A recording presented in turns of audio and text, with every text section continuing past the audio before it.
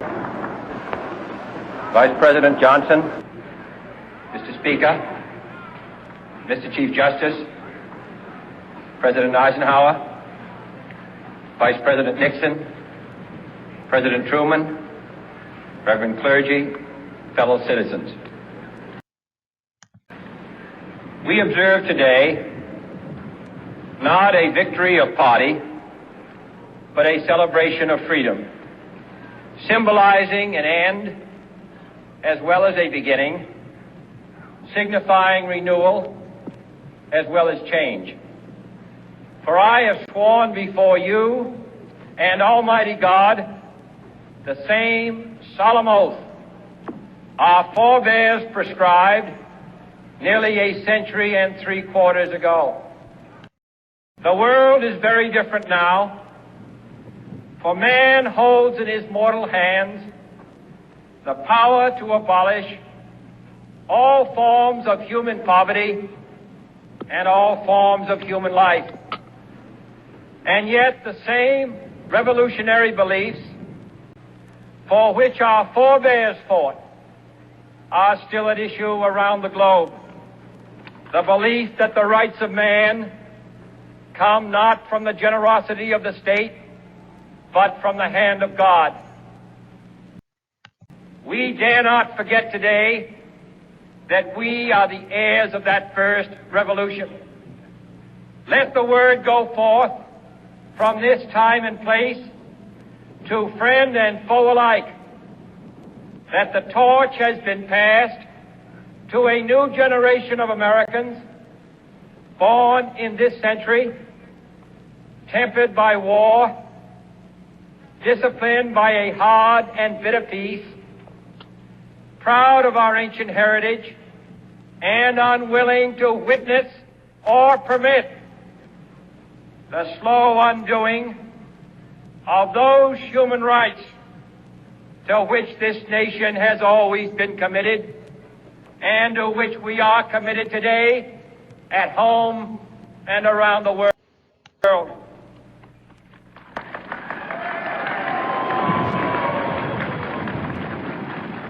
Let every nation know, whether it wishes us well or ill, that we shall pay any price, bear any burden, meet any hardship, support any friend, oppose any foe to assure the survival and the success of liberty.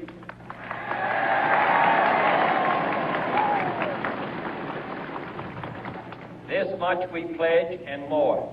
To those old allies whose cultural and spiritual origins we share, we pledge the loyalty of faithful friends. United, there is little we cannot do in a host of cooperative ventures. Divided, there is little we can do, for we dare not meet a powerful challenge at odds and split asunder. To those new states whom we welcome to the ranks of the free, we pledge our word that one form of colonial control shall not have passed away, merely to be replaced by a far more iron tyranny.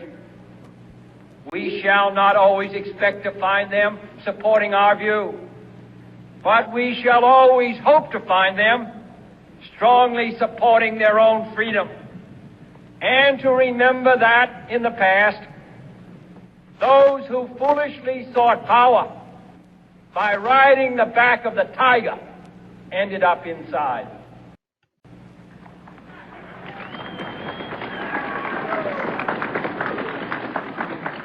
To those people in the huts and villages of half the globe struggling to break the bonds of mass misery, we pledge our best efforts to help them help themselves for whatever period is required, not because the communists may be doing it, not because we seek their votes, but because it is right.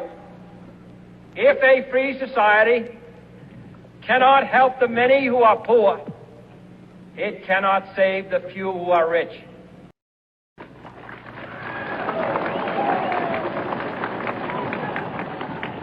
To our sister republics south of our border, we offer a special pledge to convert our good words into good deeds in a new alliance for progress, to assist free men and free governments in casting off the chains of poverty.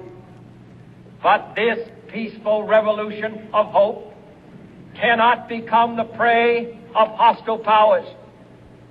Let all our neighbors know that we shall join with them to oppose aggression or subversion anywhere in the Americas. And let every other power know that this hemisphere intends to remain the master of its own house.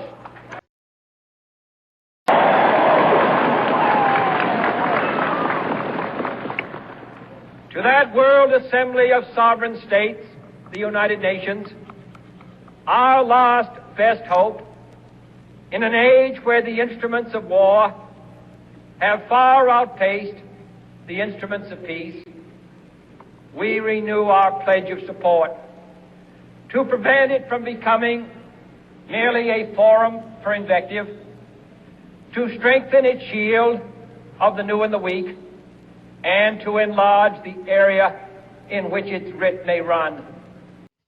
Finally, to those nations who would make themselves our adversary, we offer not a pledge, but a request that both sides begin anew the quest for peace.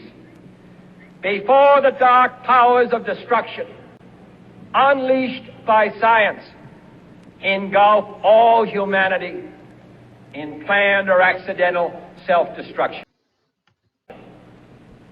We dare not tempt them with weakness, for only when our arms are sufficient beyond doubt can we be certain beyond doubt that they will never be employed. But neither can two great and powerful groups of nations take comfort from our present course, both sides overburdened by the cost of modern weapons, both rightly alarmed by the steady spread of the deadly atom, yet both racing to alter that uncertain balance of terror that stays the hand of mankind's final war. So let us begin anew, remembering on both sides that civility is not a sign of weakness, and sincerity is always subject to proof. Let us never negotiate out of fear, but let us never fear to negotiate.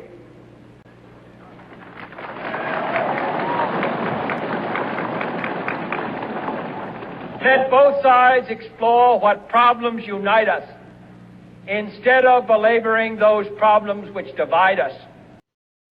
Let both sides, for the first time, formulate serious and precise proposals for the inspection and control of arms, and bring the absolute power to destroy other nations under the absolute control of all nations.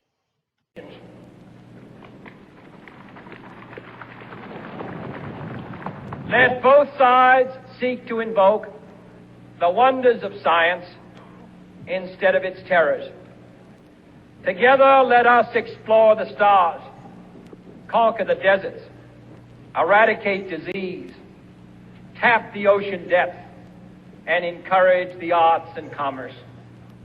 Let both sides unite to heed in all corners of the earth the command of Isaiah to undo the heavy burdens and let the oppressed go free.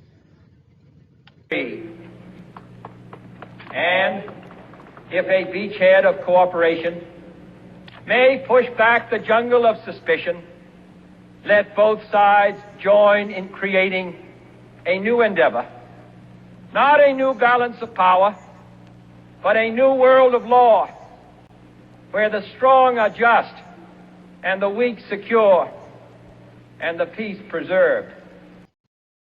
All this will not be finished in the first 100 days.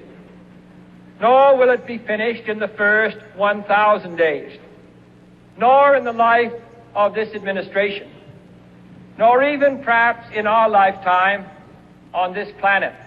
But let us begin.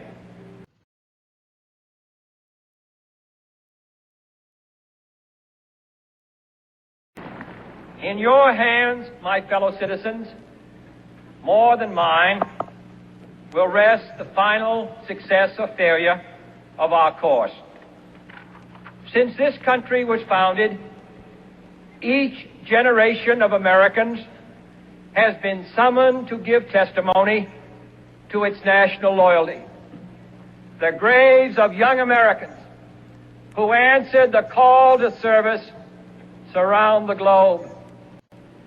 Now the trumpet summons us again, not as a call to bear arms, though arms we need, not as a call to battle, though in battle we are, but a call to bear the burden of a long twilight struggle, year in and year out, rejoicing in hope, patient in tribulation, a struggle against the common enemies of man, tyranny, poverty, disease, and war itself.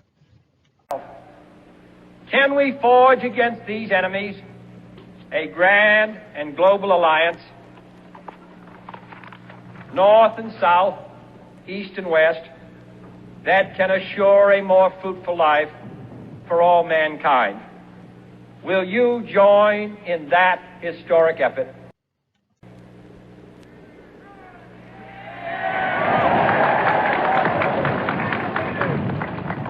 In the long history of the world, only a few generations have been granted the role of defending freedom in its hour of maximum danger.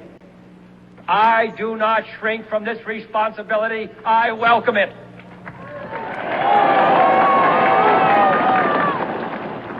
I do not believe that any of us would exchange places with any other people or any other generation. The energy, the faith, the devotion which we bring to this endeavor will light our country and all who serve it. And the glow from that fire can truly light the world. And so, my fellow Americans, ask not what your country can do for you. Ask what you can do for your country.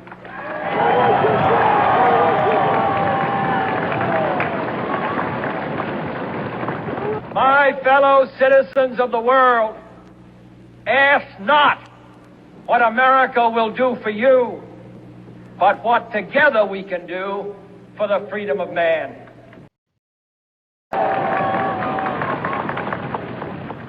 Finally, whether you are citizens of America or citizens of the world, ask of us here the same high standards of strength and sacrifice which we ask of you.